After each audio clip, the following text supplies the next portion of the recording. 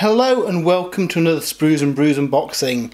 Today we're looking at Warhammer Underworlds Wyrdhollow, the latest set for Warhammer Underworlds.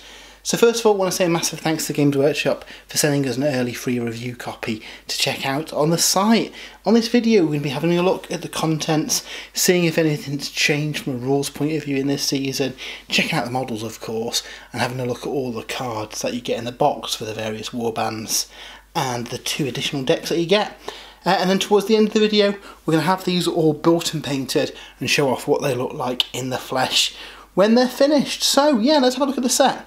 So Warhammer Underworlds has moved to a kind of 6th monthly season, which is very quick. I think I did prefer a kind of one box coming out a year and then the various warbands following it. That's now moved to 2 boxes a year and then just a handful of warbands coming out as kind of standalone packs, and each time one of those packs comes out there's also a Rivals deck that comes out alongside that. So I do feel this is more aimed at the kind of Rivals kind of mindset of being able to pick up a deck and just use it with any warband, which is great because as cool as deck building is, I think I prefer the simplicity of the Rivals format. Now with that, if we flip over this box, you see that you get the 2 warbands in here.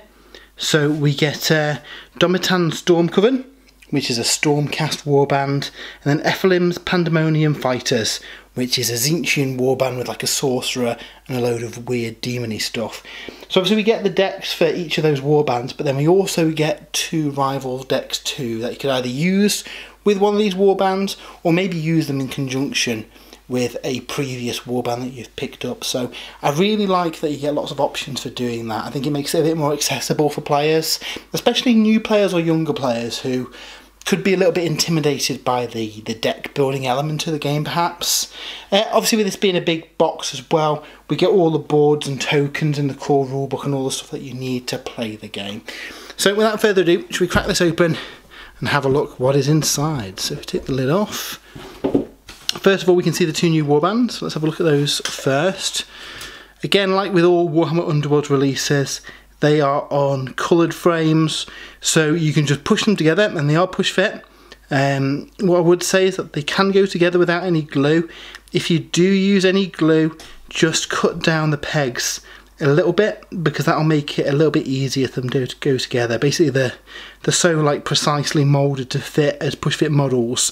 When you add the additional material of some glue in there, it will leave little gaps.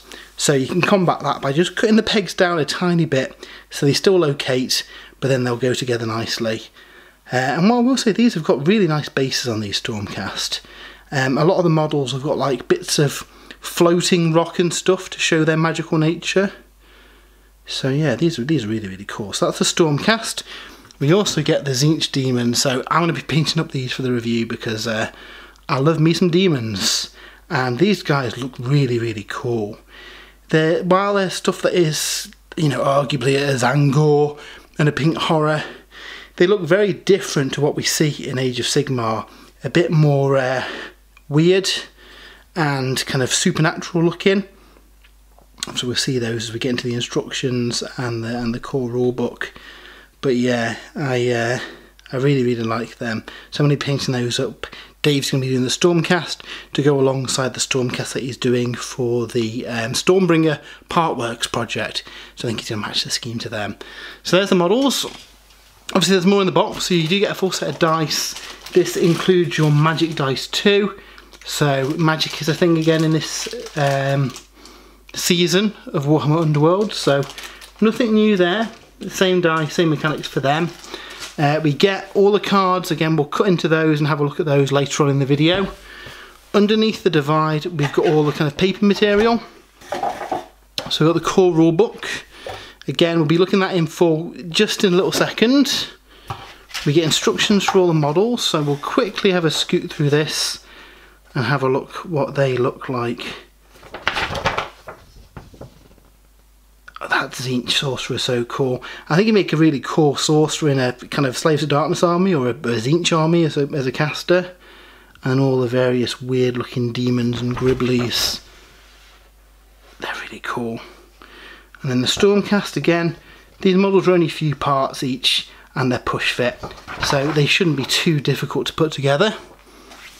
We also get some tokens in the box, so we get 2 sheets. They look like they're 2 duplicate sheets with all the tokens that you need to play the game. In fact, they're not duplicate, they are marginally different on each side. So all your kind of like glory and wound tokens, plus your various hexes, so they are included there. And then finally we get the card kind of tiles as well. So these are new ones, and again we continue the kind of Gnarlwood vibe. So we see some of the bamboo that we've seen before in Warcry. Very kind of grim flesh tree vibe to this. At the point of recording this bit, I haven't read the lore for this book yet. I will do by the time we skip to the future, but I believe we're still kind of set in the roots underneath the Gnarlwood. And yeah, there's some really cool looking tiles there. So that's the first set, and then we've got the second set of tiles. Again, continues with the theme that we're potentially fighting within the trees and underneath the Gnarlwood, with the events that are happening maybe, you know, at the same time within Warcry. So next we're going to jump ahead into the future and have a look at the rulebook and see what has changed. So let's take a look at the Wyrdhollow rulebook and see what has changed. Now, a couple of things have changed in the rules, but not massively so. So this is still essentially the same game, you know, if you've played an older edition of Warhammer Underworlds. We get a little bit of lore about the environment of the Wyrdhollow.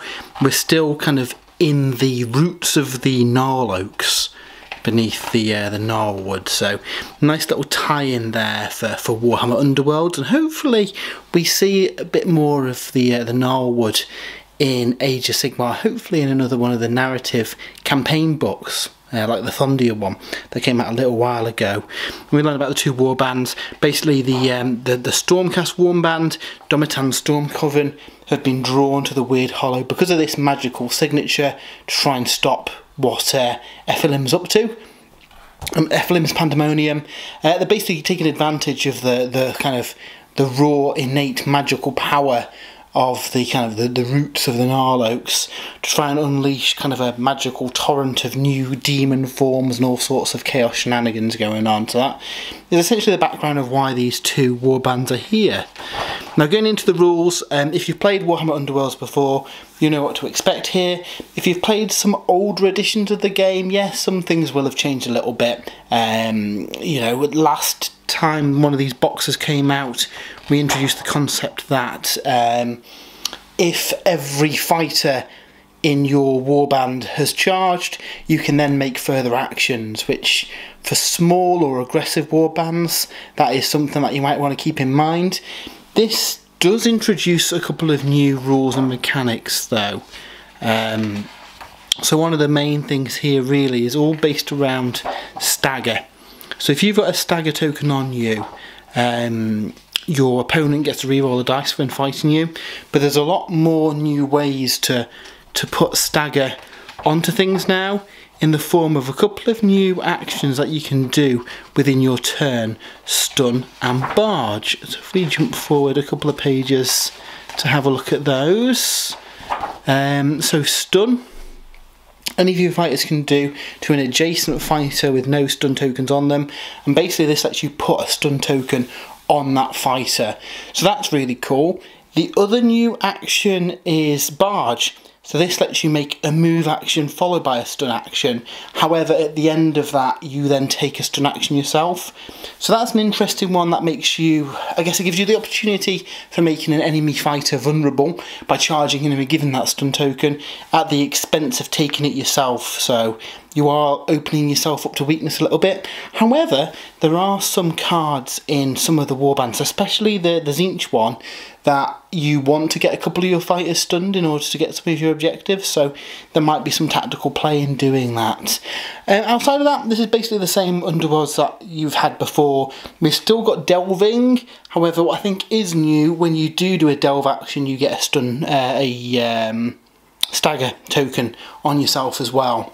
So again, that leaves you vulnerable to doing stuff, but again, in some cases, you might want those stagger tokens to you know, trigger other abilities on your fighters. Presumably we're going to get another 2 warbands following this box, so there might be one of them that really plays around that stun and stagger mechanic as well, so bear that in mind. But yeah, the old kind of delve does leave you vulnerable a little bit now. But yeah, other than that, most of this is pretty much the same with the addition of those new kind of stun and barge actions that you've got. So, like I say, if you've played a previous edition of the game, there's no massive changes here for you to learn. If you've played a much older version of the game, then yeah, I'd have a read through the rule books. A few things have changed a little bit since then. On the whole, the rule set's the tightest it's been so far. I do like the current edition of Warhammer Underworlds. They've done a good thing of amending some of those actions and tweaking some of the things here or then. It flows a lot better now. So this, obviously being in the Wyrdhollow box, is the most recent version of those rules. And again, as ever, on the back page we get a nice little combat sequence flowchart that really explains what you're trying to do within the game, so that's really helpful for new players too, to I guess understand what they need to do and follow the correct sequence in. And whenever we're playing games, that's something we always have just on the side, because it does make it a little bit easier to play through. So before we get to look at the miniatures though, I want to have a look at the various warbands too. So first of all, let's start with the Pandemonium. Now these are a really interesting warband who've got a bit of a unique mechanic. So at the start of each round, you get an additional kind of like, I guess, part of the turn with this warband. Everyone apart from the leader has got the change a keyword. And what you do is you work through this flowchart of 4 various actions that you have to do before you start your turn. So first of all, you pick a charger to inspire, then you pick one to stagger, you pick one to get a guard token, and you pick one to push 1 hex. If for any reason you can't do the kind of action in sequence, that whole change sequence ends. But this happens at the start of every round, so you will, you know, inspire somebody every round. You will get those guard tokens. Obviously there's some negative ones like the stagger token, but like I say, in their deck there are some cards that play off that for getting some of their objectives too, so it's not necessarily a bad thing. Now the inspire mechanic for the warband is quite interesting in that the leader requires 2 friendly fighters to be inspired, and then he inspires, and all the other guys require all the other friendly fighters to be inspired. So basically what that means is that turn 1 you can inspire 1 guy, and then turn 2 you inspire a guy and your leader automatically inspires, then turn 3 you inspire another guy, and then your final guy inspires. So by the end of the 3rd round your whole warband will be inspired. Now obviously if some of your people have died since then, your other fighters might meet the condition to inspire. Obviously you can choose, you know, who you inspire using that the change mechanic, but that is the only way you can inspire your guys. So you are going to have to, I guess, work out the ordering you want to inspire them. But what that does mean is that you've got a little bit of control over how your warband does inspire, that you know that, okay, 1 will inspire turn 1, turn 2 you'll have another one on the leader, and then round 3 they'll all be inspired. So it does make it quite interesting that you've got a bit of control over them, and I think that's quite a fun mechanic. Now the leader is a caster, and if he's within 3 hexes of another 2 friendly chargers, he gets +1 to his level, so he becomes level 2, and he's got a nice range 4 kind of magical attack there. All your other guys with the change of keyword also can't have any, I think it's attack action upgrades. Yeah, attack action upgrades they can't be given because they've got that change of keyword, but they're pretty good. So if we look at Spawn more there, he's very quick, he's got a really nasty attack, rolling 3 dice 2 damage, and a nice range 3 attack as well, which is pretty good. Kindlething is your little one, and again he's not the strongest. I mean, he's got a range 3 attack, which is good at picking away at things, but it's only 1 damage. But if they're adjacent, they take an extra damage, so he could get in and do a bit of damage. He's got a bit of resilience too, because he's -1 damage from attack actions coming into him. Now he's only got 2 wounds, you have to be careful, but that hopefully against kind of weaker targets that he can move into to get that extra point of damage, he can be quite good there. and that is his inspired side. We've got the Stairfish. He's a really weird one. Now, if he hasn't got a move or charge token on him, he's doing 3 damage with his range 1 attack, which is crazy good. But obviously you need to get people onto him to do that. So that Hypnotise ability comes in the last power step in a round, and you push an enemy fighter up to 2 spaces towards the Stairfish. So again, you can set up yourself for the next round for something being adjacent to hit it with that massive 3 damage, which is really cool. For a little kind of like throwaway 2 wound character, that's quite strong really. And then finally we have the Flame Spoiler. Now he's pretty quick, he's pretty good. So after the deal damage step of this attack action, give each enemy fighter with 1 hex 1 warping counter. At the start of a round, deal 1 damage to each fighter with 1 or more warping counters and remove them. So basically it's like an AoE burn ability on nearby fighters to the target, so he's pretty cool.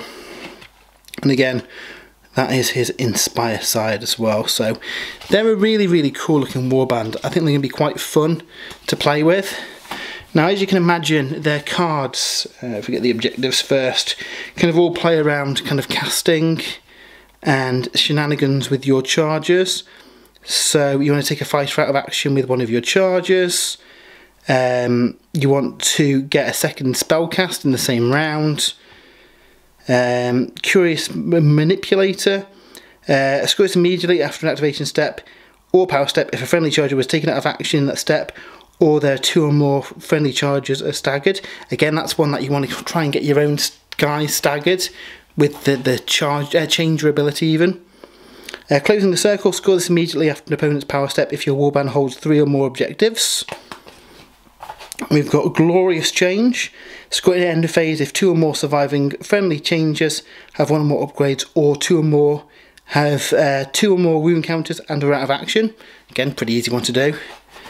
Ineffable Capering. Dual, score in end phase if your warband cast 1 or more spells and your warband made 1 or more successful range 1 attack actions. We've got Might of the Great Changer. Score immediately after the second or subsequent enemy fighter was dealt damage by your warband in the same phase. This is a fun one, 9 fate. So basically you've got to hold objectives that total exactly 9. So objective 4 and 5 would do that. You get an additional point of glory, so 3 glory, if that's made up of 3 objectives. So say if you had objective 1, 3 and 5, that would total 9 and you get 3 glory. So that's a pretty fun one. Rampant Spellcasting. Score an end phase if your warband casts 3 or more spells in the preceding action phase, or you have no power cards in your hand and 3 or more gambits in your power discard pile. Again, pretty easy one to do with this warband because there's lots of spellcasting ability going on. Scornful Stance. Score an end phase if a friendly leader is holding an objective. Again, that's fairly easy to do. Spreading Mutation. Score an end phase if your warband holds more objectives than either warband.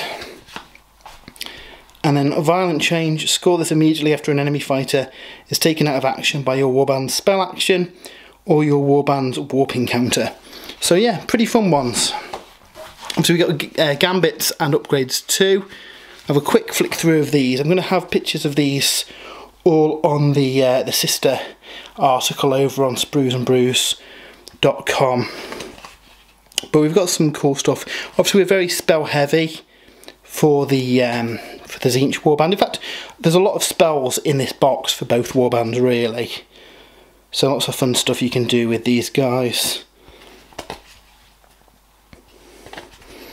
So yeah, nice to see some magic heavy warbands back in Warhammer Underworlds. And then the upgrades have got some pretty cool stuff as well. So a way of stopping damage, re-rolling casting rolls, lots of stuff basically that kind of affects your changer units or kind of gears up your magic casting ability as you would expect for this warband. So yeah, some pretty cool stuff there. That's a really cool spell. The AoE kind of element of that as well, so when it goes off, every adjacent hex you can choose that the targets either take 1 damage or heal 1 damage as well, so you can heal up your own guys with that too, which is pretty fun. So yeah, some pretty cool stuff with them. So that's the Tzeentch warband. The other warband in the box is obviously the Stormcast Eternals, and these have got a pretty cool mechanic too. So if we put them to one side for now and have a look at the fighters, So basically their inspire condition on all of them is that all friendly fighters are out of action, which you look at that and go, that's not a great inspire action. However, each of them does have a unique reaction. So after another friendly fighter makes their activation, one of your guys can inspire, all the other fighters uninspire, and then immediately after inspiring, they all get a unique reaction that they can do. So for example, this guy can push a fighter 1 hex. Leona, she's got fly, which is interesting, and then she makes all fighters +1 move and makes them flying too. And then finally we have the leader, and his unique reaction is each enemy fighter within 2 hexes gets staggered. Now some of those can only be used once per battle round, some of them can be used multiple times too, so there's quite a lot of room for staggering these abilities and triggering them one after the other, making quite an interesting game of picking which kind of one you use to do their actions first. From an ability point of view, you can see from the cards there, they've got fairly similar stats across the board. Obviously we've got a bit more movement here, a few more dice there, but on the whole they're very, very similar. So most of their kind of mechanic is about triggering those different abilities for them and chaining them together. And again, we see that from the objective cards too. So there's a lot of cards that kind of revolve around getting multiple fighters inspired, or getting multiple fighters doing the same action or different actions within an activation. So yeah, quite an interesting one. Lots of magical shenanigans as you'd expect in these two. Like I say, for both the warbands, there's quite a few cool things that you can do with them. I think from a gameplay point of view, these guys are probably going to be a little bit easier to use if you are a new starter. Their Gambit deck has got a lot of spells, a lot of ways of kind of getting your abilities off.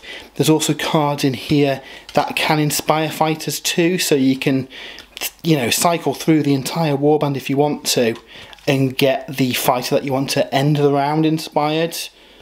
So yeah, some pretty interesting stuff again. Lots of magical stuff, lots of way to gear your guys up too. What's interesting in all the fighters for this one too is that when they're inspired, they all have the like the leader symbol. So I didn't spy anything within this deck that triggers off that, but there might be some other cards in the wider, I guess, Warhammer Underworlds card collection that kind of really benefit from everyone in your warband having that leader keyword, which is quite interesting. But yeah, I think these are going to be quite a fun one to use, especially for new players. I think they're going to be a little bit more forgiving than the Tzeentch warband. Now obviously we have got two rivals decks in here as well. So we've got Seismic Shock, which is a very magical heavy deck, which is odd because obviously the other two decks in here are very magic based. But if you've got an older warband who maybe, you know, you want to bring out, dust off, even some of the really old ones like the original ones that used casting, this gives you lots of cool stuff, lots of things that revolves around casting more spells, having wizards and objectives, that kind of thing. So those kind of magic heavy warbands will really kind of like enjoy using this to be able to bring them up to date. And that's really the good thing about these Rivals decks. It gives you lots of fun ways of using older warbands. Now obviously we've not seen all of the warbands that are going to get released in this season, and these are 6-month seasons now, so realistically we're probably going to see probably 2 more warbands until the next big box comes out. Very often we see the fighters from the previous set get released in a little kind of dual box with both warbands too, so wouldn't surprise me if they're coming out alongside these at some point too. But yeah, say if you've got a magical warband who wants to kind of take advantage of lots of spell ploys and upgrades that enhance your magical abilities, then this will be a really fun one to go for. And we get one more deck within the box, and that is Toxic Terrace. So this deck is all about a poison mechanic, so this is quite interesting. You've got certain cards that can deal, they've got the poison keyword, and a lot of them have persisting abilities that will do different things, such as drop movement, stop you from being able to make attack actions, stop you from being able to do super actions, and a lot of the objectives trigger around putting those poisons on.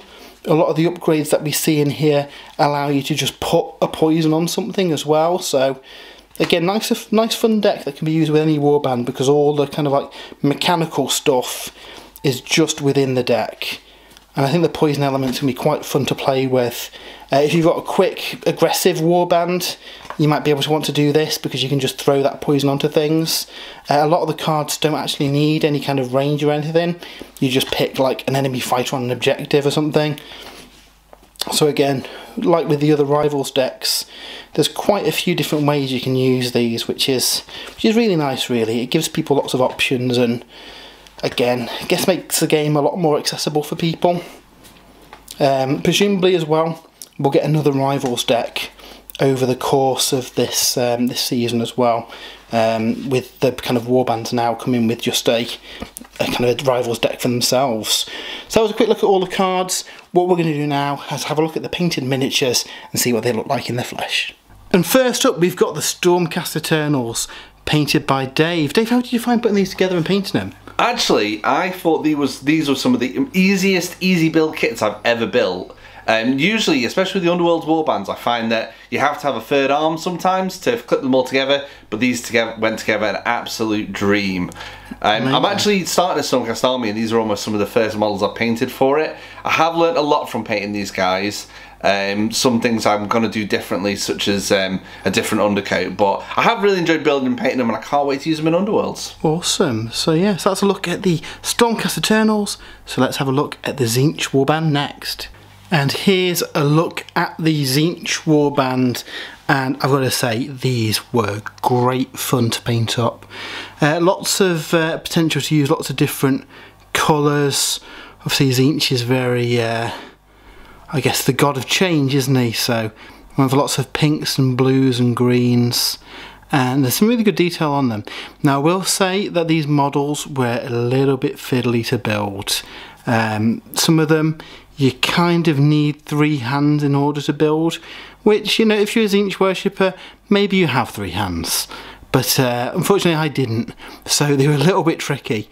Normally with push fit models, like I said back at the start of the video, I normally don't have to use any glue, but on a couple of these I did have to glue a couple of parts just to like hold it together while I was trying to build the model. So a little bit fiddly, but really fun to paint. What I like about these is that they're quite unusual compared to you know, some of the other Tzeentch stuff that we've got. You know, we've got what is arguably a pink horror and what is kind of a Zangor, but they're really their own things. Even the leader, he's not a gaunt summoner, he's more like the assistant of a gaunt summoner. So he's his own thing as well, even though he's got kind of like nods to the main Tzeentch range. So yeah, these were very fun to paint, and I'm kind of looking forward to painting some more Tzeentch models now using the same kind of bright and colourful colour scheme. But yeah, that was our look at Wyrdhollow, the newest expansion for Warhammer Underworlds. We do have a full write-up over on spruesandbrews.com as well, where I dig a little bit more into each of the warbands, and I've got pictures of all the cards there as well, if you do want to see what they can do. And again, massive thanks to Games Workshop for sending us a free copy to unbox, review and paint up for you guys. I really like this box. I think if you're a newcomer to the game as well, this is going to be a good one to jump in at. And for experienced players, you've got some new stuff in here, like the kind of change mechanic for the Tzeentch deck, or the interesting cycling through your Inspire states on the Stormcast. So there's a bit of everything for everyone. So if you would like to support the site, we do have an affiliate link for Element Games that you can find in the description. We've also got our Patreon as well at patreon.com/spruesandbrews. Help us with either of those, helps us produce content like this, run the site, all the kind of site costs and all that kind of stuff. So your help is massively appreciated. And if you have enjoyed the video and you don't already, why not give us a follow and get notified on all the videos that we put out. We do a lot of unboxings and battle reports and painting videos. We're planning on filming a Warhammer Underworlds video very soon as well, using these 2 warbands. It's been put on hold a little bit due to Warhammer Fest, so once we're back from Fest, we'll be filming that, so hopefully that should be going up on the channel in the next few weeks. But yeah, until next time, have a great weekend, and we'll see you soon.